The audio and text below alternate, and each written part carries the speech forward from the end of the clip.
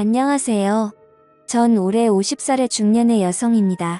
가족은 남편과 3명의 딸 그리고 딱 1년 전까지 제 곁엔 형부가 계셨습니다. 오늘이 딱 저희 형부 기일이라 많은 생각에 잠겨 글을 쓰게 되었습니다. 일단 6년 시절 이야기부터 시작해야 할 듯합니다. 따분하고 지루할 수도 있겠지만 잘 들어주시면 감사하겠습니다. 저는 엄마가 43살에 낳은 아이였습니다. 지금에야 다를 늦게 시집을 가 늦게 낳지만 제 어릴 적엔 노산이었죠.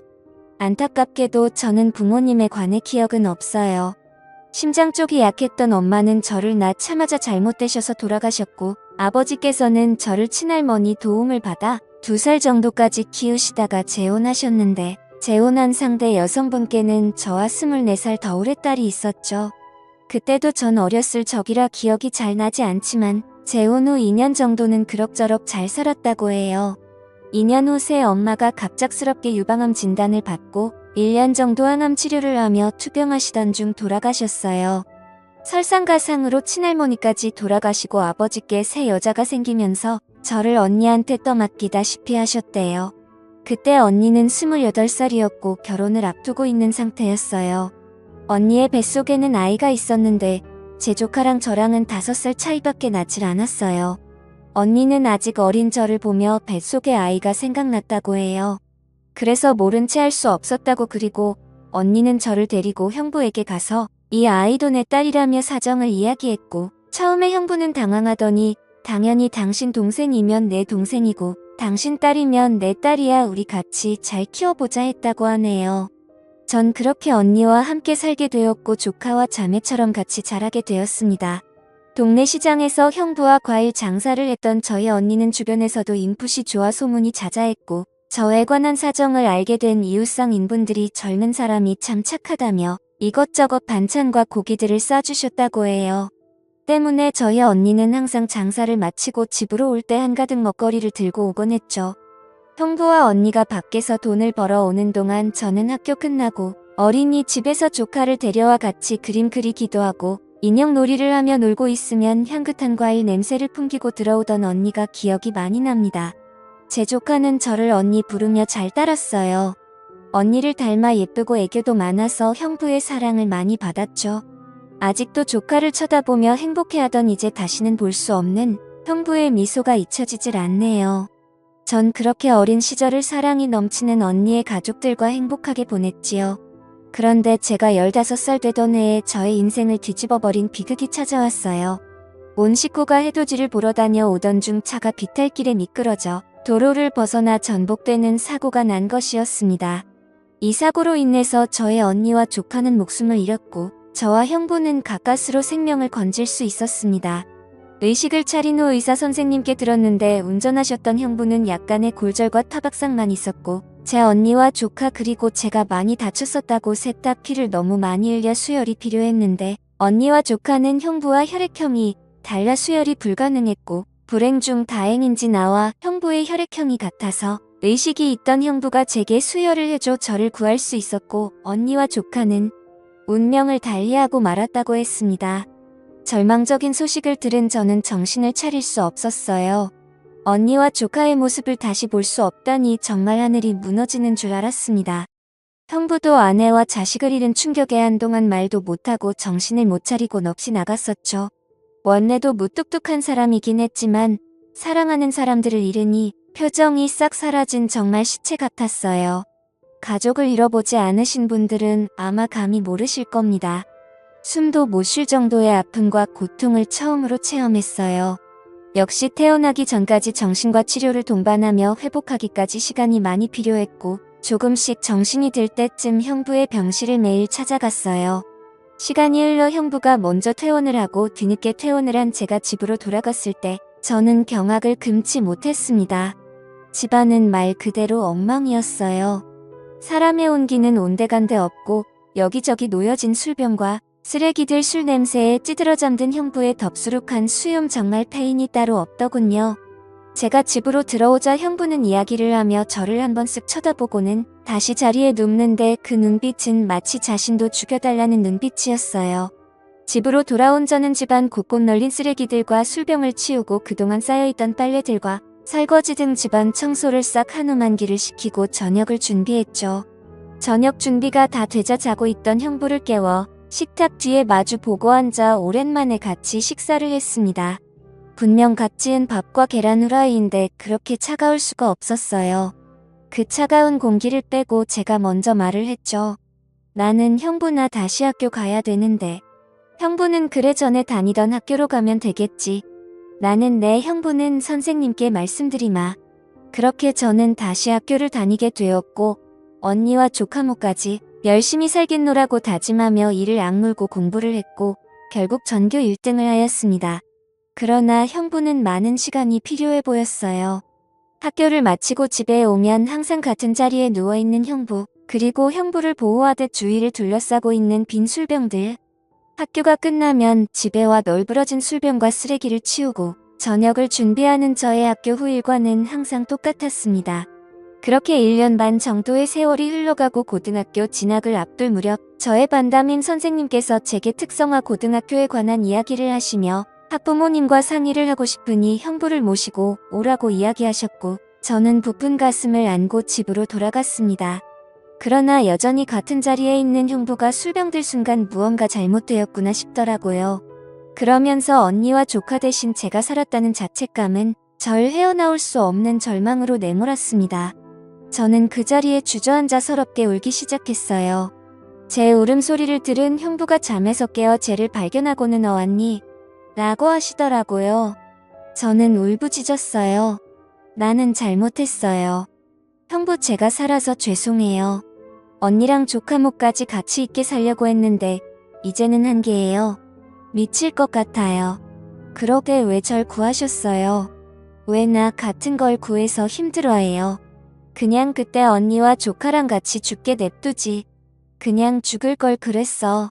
이야기하며 베란다 난간으로 올라가는 나를 보곤 형부가 달려와 뒤에서 꼭 끌어안고 말씀하셨어요. 형부는 미안하다. 내가 너무 괴로워서 그랬어. 내 와이프랑 딸 생각하면 미칠 것 같아서. 너는 이제 내 자식이나 마찬가지야. 아내도 자식도 잃은 내게 처제인 너밖에 없어. 우리 시간이 걸리겠지만 먼저 간 내 언니랑 우리 딸 모까지 같이 잘 살자. 내가 노력하마. 저는 고개를 끄덕이며 형부와 약속을 했습니다. 하늘에서 지켜보는 언니와 조카에게 부끄럽지 않게 열심히 행복하게 잘 살아보자고요. 저는 담임 선생님이 추천을 받아 특목고에 진학했고 다른 학교보다 비싸던 학비로 인해 형부는 밤낮으로 일을 하셔야 했습니다. 저는 낮에는 과일 장사를 하고 저녁에는 택배 일을 하시는 형부를 보며 그 고생이 헛되이 되지 않도록 피땀 흘려 공부를 했고 고생 끝에 서울대에 합격했습니다. 순간 언니의 기뻐하는 얼굴이 떠올라 너무 뿌듯하고 행복했어요. 형부는 이거 딸 하늘나라 갈 때 받았던 보험금이야. 너는 내 처제지만 내 딸이기도 해. 이걸로 내 등록금을 내주고 싶구나라며 내주시더군요. 그걸 내어주시는 그 마음을 너무나도 잘 알기에 전 차마 거절할 수 없었습니다.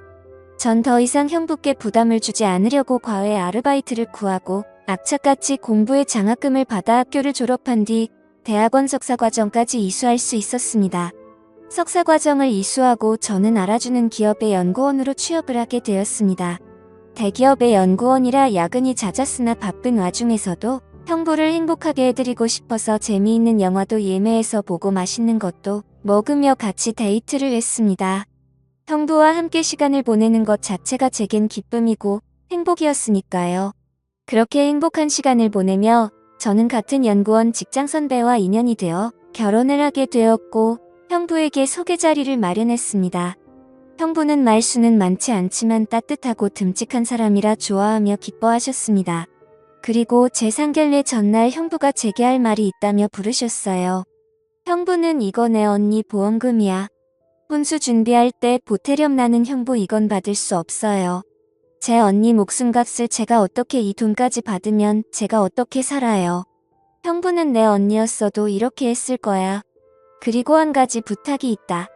내 결혼식 날 신부 입장할 때 이 손을 내가 잡아도 되겠니? 그래야 하늘에 있는 내 언니도 편하게 눈을 감을 거야. 저는 형부의 말에 눈물을 흘리며 너무 감사하다고 사랑한다고 형부를 꼭 안아드렸어요. 그렇게 저는 형부의 손을 잡고 모두의 축복 속에 결혼을 했고 남편과 상의 끝에 서울 끝자락 동네에 2층짜리 주택을 마련해 형부를 모시고 살게 되었죠. 쉽지 않은 결정이었을 텐데 지금도 남편에게 참 감사하네요. 저는 이렇게 사랑하는 두 남자와 살며 첫째 딸을 낳고 딸의 애교에 항상 집안에는 웃음이 돌며 끝나지 않을 것 같은 행복을 누리고 있었어요. 하지만 3년 후 저희 가족에게는 다시 한번 불행이 찾아왔습니다. 갑작스레 살이 빠지고 안색이 급격히 나빠진 형부 급기야 소화를 잘 못 시키시고 밤에 구토를 하시는 형부의 모습에 저는 형부를 모시고 근처 대학병원을 찾았고 검사 결과는 참혹했습니다. 형부의 림프절에 악성 종양이 생겼다고 병명은 혈액암이니 암세포는 림프절을 타고 온몸에 전이가 되었다고 하더군요. 이제 좀 자리를 잡아서 조금은 남들처럼 대단한 행복이 아닌 평범하고 소소한 행복을 누리며 살아가려는데 이게 우리에게는 이렇게 어렵다니 이토록 원통하고 이보다 하늘이 원망스러울 순 없었습니다. 저는 애써 웃으며 형부에게 요즘 의학이 많이 발달해 항암 치료만 꾸준히 잘 받으면 된다고 말씀드리고는 형부를 지극정성으로 간호했습니다. 형부는 항암 치료를 받으시면서 헛구역질도 하시고 머리카락도 빠져 많이 힘드셨을 텐데 옆에서 간호하는 제게 힘든 내색 한번 하지 않으셨습니다. 그런 형부를 보며 저는 더 열심히 형부를 간호했고 일과 육아를 병행하던 탓에 무리를 했는지 그만 연고실에서 실신을 하였습니다. 눈을 떠보니 새하얀 병실 악화로를 했구나 생각하며 일어나려는데 의사가 한 말은 뜻밖이었습니다. 의사는 축하드려요. 임신입니다. 임신 12주 되셨고요. 쌍둥이네요. 충분한 휴식과 영양분 섭취하셔야 합니다. 뱃속에 있는 아이들에겐 미안했지만 저는 너무 혼란스러웠어요. 하필 지금 이 상황에 임신이라니 마냥 기뻐할 수 없는 이 현실에 가슴이 먹먹해 눈물만 흘렸죠. 저는 이 사실을 형부에게 말할 수 없었기에 남편에게 뱃속에 있는 아이들을 지우자고 이야기를 했어요. 남편은 그저 말없이 눈물만 흘렸죠. 그리고 다음 날 저녁 형부의 항암 치료가 있는 날이라 저는 퇴근을 하고 죽을 사서 병원으로 형부를 보러 갔어요. 형부는 많이 수척했지만 환한 미소로 저를 반겨주셨고 저는 형부 식사 아직 안 하셨죠. 쌓아온 따끈따끈한 죽과 반찬거리를 꺼내기 시작했어요. 그런데 형부가 제 앞에 아기 벤의 쩌고리를 내놓으시는 게 아니겠어요. 저는 너무 놀라 형부를 쳐다보았습니다. 형부는 내 남편 시켜서 샀다 아직 둘 다 성별을 몰라서 하얀색으로 샀는데 마음에 들지 모르겠구나. 저는 죄스러운 마음에 울먹이며 나는 형부 미안해요. 라고 했습니다. 형부는 내가 왜 미안해. 나는 이렇게 좋은 소식을 들을 수 있어서 지금 너무 기쁜 걸 건강하게 출산해서 내게 꼭 안겨주려무나. 형부는 자책하는 제 손을 꼭 잡아주며 말씀하셨고 저는 형부를 붙들고 눈물을 왈칵 쏟았습니다. 저는 남편과 상의하여 휴직계를 내고 육아와 간병에 전념하기로 했습니다. 낮에 아이를 유치원에 보내고 형부가 있는 병원으로 갔습니다. 그런 날을 보는 형부는 홀몸도 아닌데 병실에 찾아오지 않아도 된다고 말씀하셨으나 저는 이것조차 못하면 제가 죽을 것 같다고 말씀드렸습니다. 형부는 태교도 못하는 저에게 미안하다며 병원 휴게실에서 이야기책과 잡지를 들고 오셔서 아름다운 풍경 사진도 보여주시고 재밌는 이야기도 들려주셨어요. 형부와 같이 사진을 보며 신혼여행도 제주도로 가서 한 번도 외국 여행을 가본 적이 없다는 형부를 꼭 모시고 가리라 다짐을 했었는데 저의 출산이 임박함과 동시에 형부의 상태는 악화되어 갔습니다. 횡행 머리 가죽만 남은 뼈의 분만실에 들어가기 전 다른 산모들은 건강한 아이를 낳도록 기도하는 시간에 저는 출산을 하고 나왔을 때 형부가 살아계신 것을 기도했습니다. 그리고 저는 건강한 여아들을 출산했습니다.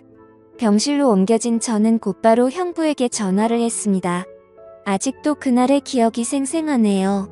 다시는 형부의 목소리를 들을 수 없을 것 같아 어찌나 마음이 조마조마하던지 형부는 다행히 전화를 받으셨습니다. 형부는 고생했다며 누구보다 기뻐하셨고 저도 부푼 마음으로 아이들을 형부에게 보여줄 생각에 회복에 힘을 썼습니다. 다행히도 우리 어린 공주들은 건강에 아무 문제가 없었고 저 또한 빠르게 회복했습니다. 저는 남편과 아이들을 데리고 형부의 병실을 찾아갔어요. 형부는 아이들을 보며 너무 예쁘다고 수고했다고 말하며 한없이 행복해하셨습니다.